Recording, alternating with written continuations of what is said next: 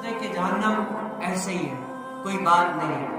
کتابوں میں لکھا ہے کہ جہنم کا صرف ایک، جیسے سوئی ہوتی ہے نا، سوئی کا ایک نوکا سامنے سے، کہتے ہیں کہ جہنم سے ایک چنگاری سوئی کے ناکے کے برابر بھی اگر اس دنیا میں آ جائے نا تو پوری دنیا جل کر راکھ ہو جائے، اتنی جہنم ہے، خوفناک ہے۔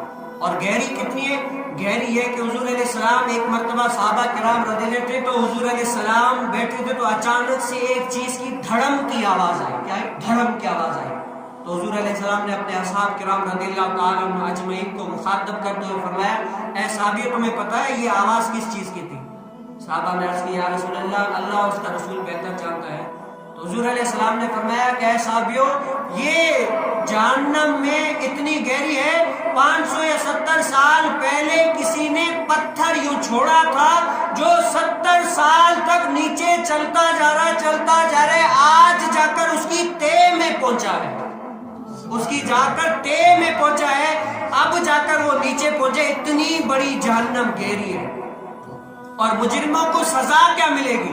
یہ بھی لکھا ہے کہ اگر مجرم جس گناہ پر اکڑے رہے نا، اس کی سزا یہ ہے کہ قیامت والے دن مجرموں کو جب سزا ہوگی تو اس کو ایک صندوق میں، صندوق مانی پیٹی میں بند کر کے اس صندوق کو 1000 ایسی صندوق میں ڈالا جائے گا۔ ایک صندوق ہے، پھر اس کو دوسری صندوق میں، تیسری، چوتھی، اسی طرح 1000 صندوقوں میں بند کر کے اس کو جو ہے نا قلف، ایک تالا لگا کر پھر جہنم میں پھینکا جائے گا۔ آپ سوچیں وہ کتنی دیر تک نیچے جائے گی اور 1000 صندوقوں میں کتنا جو ہے نا نکلے گا۔ اب جہنم اتنی گہری ہے، اتنا شدت سے اس کو جو ہے نا تکلیف ہوگی۔ اور جہنم کی سزا کیا ہے؟ کہتے ہیں کہ سب سے چھوٹی سزا جو ہے نا، چھوٹی سزا جہنمیوں کو یہ دی جائے گی کہ اس کو آگ کے جوتے پہنائے جائیں گے۔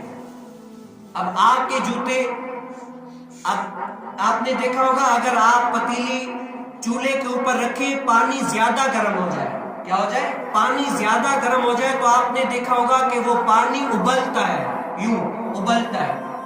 کہتے ہیں کہ جہنمیوں کو جب سزا دی جائے گی، ان کو آگ کی جوتیاں پہنائی جائیں گی، ان کے یہاں سروں سے یہ بال اکھڑتے ہوئے نظر آئیں گے اور ان کو مائع حمیم پلایا جائے گا۔ وہ 10 سال تک جو ہے نا یہ انتظار کریں گے۔